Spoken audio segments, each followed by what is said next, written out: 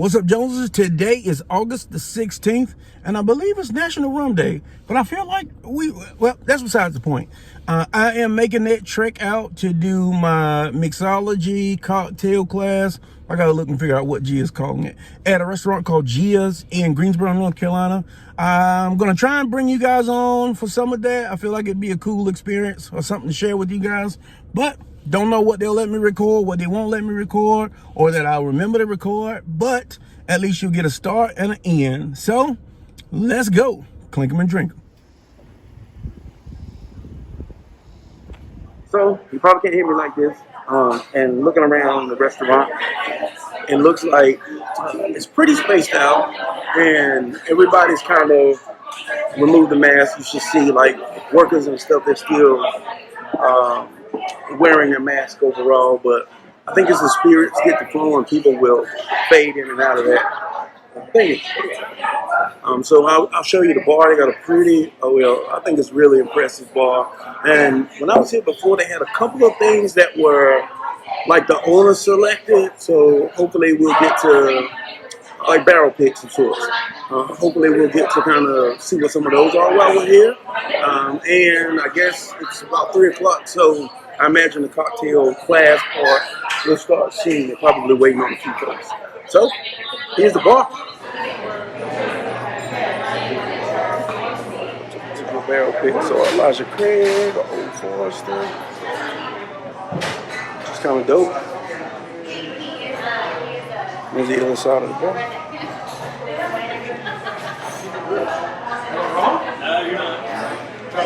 Cool thing about Gia's too, it is also a really dope spot for dinner.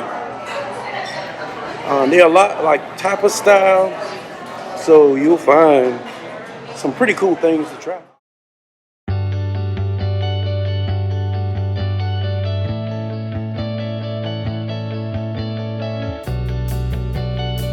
What's up, Joneses? It's Mann, and we're here at Gia's, and I'm here with Elsie. Very good.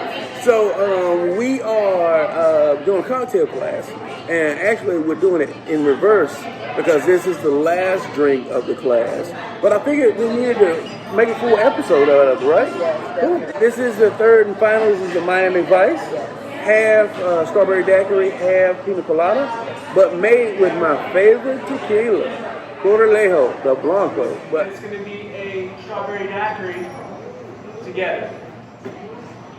Okay? The tequila we're going to use is Corralejo, and I'll pass the bottle around if you want to see it. We're using the Blanco Corralejo for this. All right? Essentially, where the name comes from, the master distiller Don Leonardo nicknamed it "It's the Truth," and that's what Corralejo is. We served in a disco ball that was cut in half. Literally, what they do with this, the Blanco particularly, is it's literally coming off the still into the bottle. That's how this one goes. So what Chef's going to pair with this today is going to be a coffee flop. What's that?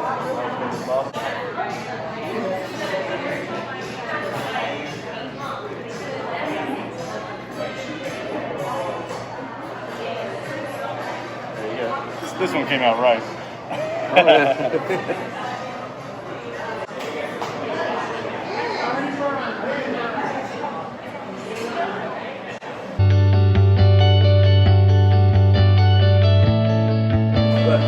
We'll see how it tastes. Clinkem N Drinkem.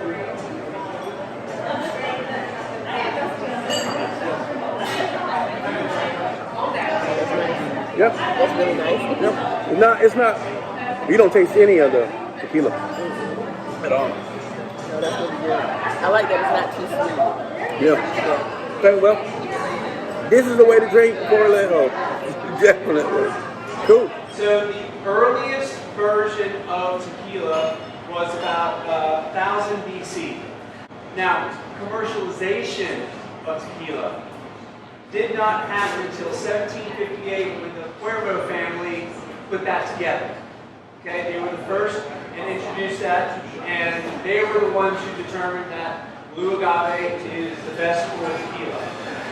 Flair on our cocktails to kind of match the weather. That's the cocktail we're going to do today. Food-wise, chef is going to put together a lamb barbacoa on a tostada with a salsa rojo and garnished with cilantro. I blocked too much of the view. You're fine.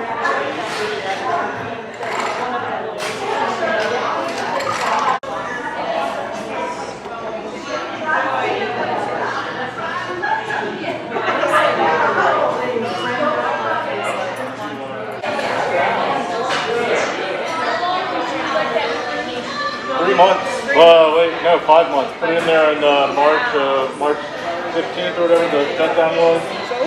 So this is the Oaxaca, no, the sunset in Oaxaca with LC. You want to do a little Clinkem N Drinkem? All right, these are... We've got these blue pipettes that we've done with the blue butterfly PT, and a little bit of a sweetener in there, and that way you can squeeze the pipette into your cocktail, and it'll change from blue to that little.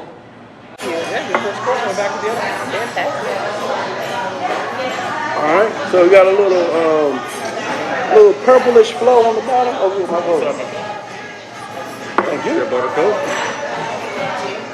I'm gonna pass in the Barbacoa, but I still get some photos. Oh, really? No. Yeah, but you're more than welcome to it. Clinkem N Drinkem.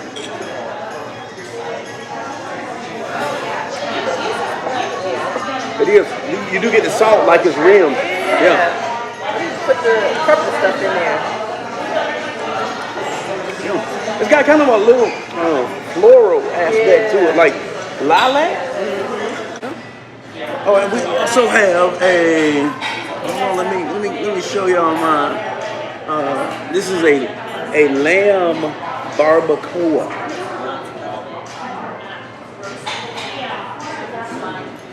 So let's try to get.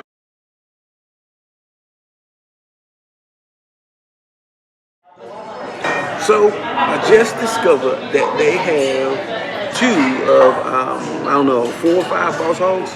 So we're gonna. I think they do half-ounce pours because that's all we can afford.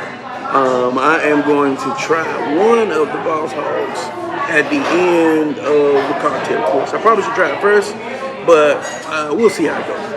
Really nice. I think we've done this once before in the past with cocktail class with the Herradura Ultra, which essentially is something very similar in take. So, just like any martini, you're going to need some kind of vermouth direction, right? So we thought about that and we're like, no, we're going to try something different. So we're using port, okay? And we're using a port that's, the style is called Rainwater. And now the origin of rainwater is 2. Which one it is, who knows? First is that the fact that the grapes where they grow are very steep in the mountains and sometimes, a lot of times, inaccessible. And it's really difficult to irrigate them. And that's one source, why they're called rainwater. They literally rely on the rain to get any water at all. The second one is some American history. Was a gentleman named William Haberdash, who lived in Savannah, who was a wine merchant. Basically had a barrel of port delivered to him. It was left out in the rain for an extended period of time. So he was tasting it, thought something was wrong, diluted, wasn't port, and they said, well, that's the origin of rainwater port. You pick 2 ounces of Cristalino and 3/4 ounce of the rainwater Madeira. Okay, we're going to stir that together, and this is kind of going to be a palate cleanser for you, this cocktail, from what you just had to where we're going to go next. But the garnish on here are chocolate covered cherries that are skewered. And then on the side, because we kind of had to make a little fun, little Miami on it, we're clipping on a joint. What?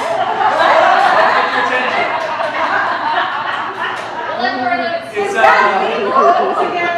Creating cherries for the joint.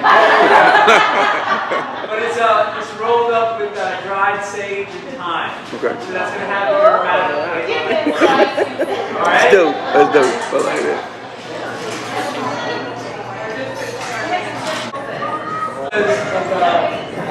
The actual filter looks like this. That's That's why they picked out that side. That's the Oh, and you smell it too.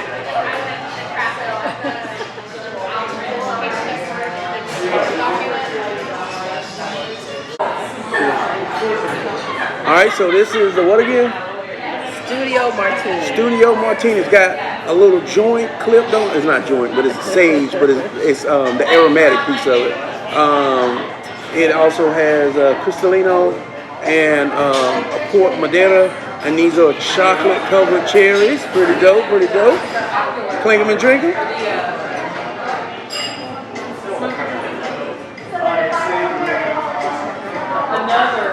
Okay. That's good on your aromatic. I'll take a little more. Fire, what's up? Yeah, go ahead, man. There you go. Yeah. You get that tequila heavy in this one, which I don't mind. I don't mind it at all. Yeah.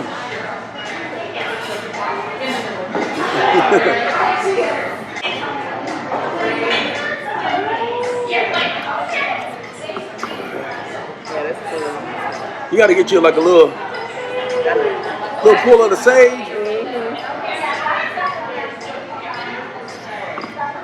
It's too much pull of the sage.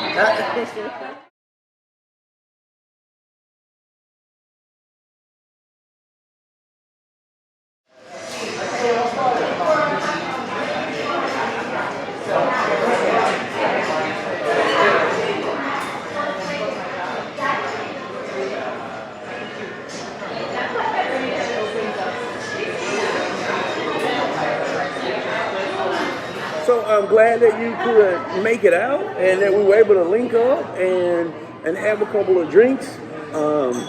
Overall, I think it's been a pretty awesome experience. Yeah, I agree. It's been great. It makes me want to come back and do it again, definitely.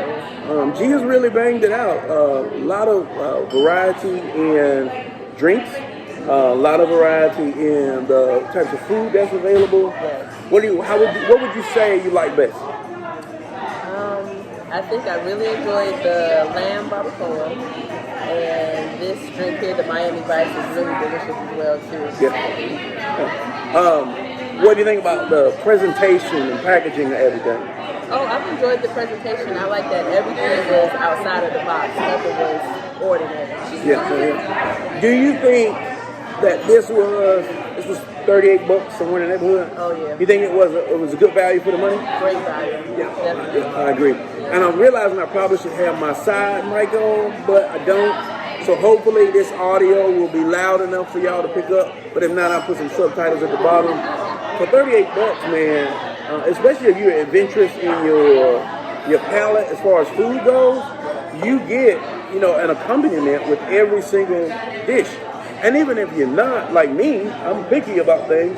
But the 3 drinks, I would have paid $25 at least for 3 drinks. Probably 30. It depends at a nice restaurant. Really nice. This isn't Fridays or isn't Applebee's. It's not the special of the day. So cool. We hope that you guys enjoy the rest of the episode. As promised, a beginning and an end to this episode. It was a fantastic time. Big shouts out to the staff over at Gia's. I just really enjoyed it. Definitely going to check out some more of those. Big shouts out to my co-host, LC. This was a perfect way to end my short-lived quarantine birthday week. I'm going to say, man, I felt like this was probably the best thing I did the whole week. Really enjoyable. It was good to get out and do something. And the experience was just really, really nice. So thanks for watching. And as always, Clinkem N Drinkem. And I'll see you next time.